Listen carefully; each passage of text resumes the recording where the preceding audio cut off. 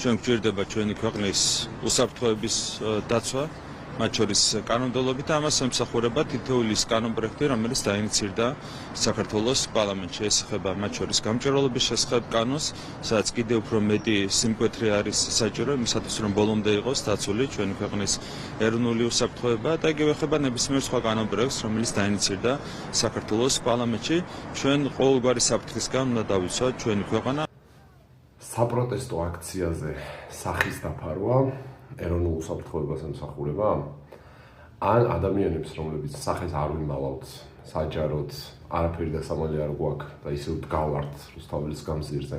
აი მაგ ადამიანებს 5,000 ლარით რო ვაჯარიმებთ, ეგეც უსაფრთხოებას ემსახურება?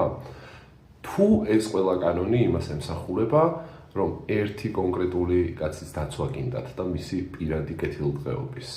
რავი, ოფშორების კანონი გაიხსენეთ მაგალითად.